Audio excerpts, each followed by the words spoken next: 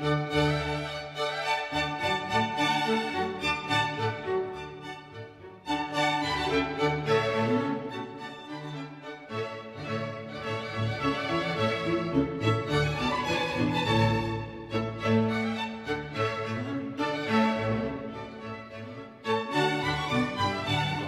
1895, en Davenport, Iowa, en Estados Unidos, Daniel David Palmer descubrió de forma azarosa cómo la posición de una vértebra podía influir sobre la capacidad de audición de una persona que trabajaba en su consulta, que se dedicaba a limpiar su consulta, Harvey Lillard. Fue el primer paciente quiropráctico, recibió el primer ajuste. Cuando le evaluó la columna vertebral, descubrió una vértebra que estaba desplazada. Y esa vértebra desplazada hipotetizó que podía ser la causa de la pérdida de audición de este paciente, de su primer paciente.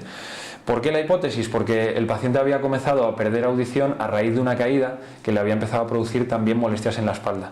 Entonces Daniel David Palmer descubrió la posición de la vértebra como un bulto en la espalda, corrigió la posición y a raíz de ese momento, de una forma realmente muy sorprendente, Harvey Lillard recuperó una parte importante de su audición.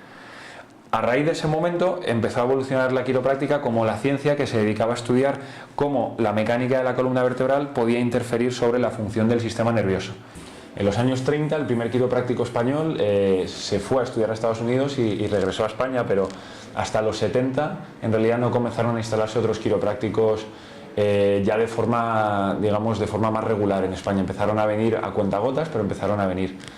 En el 86 se establece la Asociación Española de Quiropráctica, que hace el rol de colegio, regulando, digamos, la integración de los quiroprácticos que ejercen en España para asegurarse de que sean quiroprácticos titulados, con una formación universitaria. A partir de ahí la quiropráctica va creciendo, pero de forma lenta, hasta que se alcanza una masa crítica en los 90 de unos 100 quiroprácticos, y a partir de ahí se intenta buscar una integración parecida a la que hay en otros países donde se empieza a reconocer la quiropráctica como profesión sanitaria.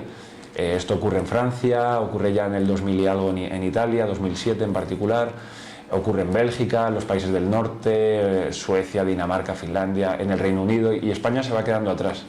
El reconocimiento de la profesión tiene que venir por parte del Ministerio de Sanidad, con quien hemos tenido conversaciones.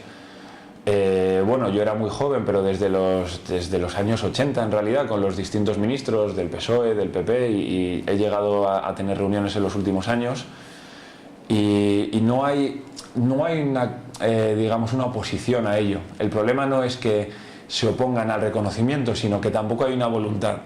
Probablemente no hayamos alcanzado una masa crítica de quiroprácticos todavía como para poder ser un núcleo de presión que pueda pedir esos derechos.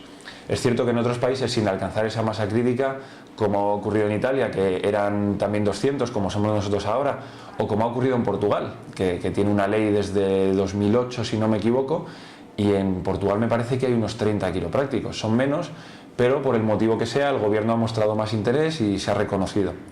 Entonces habría dos pasos: por un lado reconocer la profesión como sanitaria, y por otro lado reconocer los estudios, que de momento son estudios privados en España. En los países nórdicos, donde la seguridad social está muy avanzada, pues por ejemplo Islandia, Finlandia, Noruega, Dinamarca, te cubre baja, te permite ir al quiropráctico con el seguro nacional.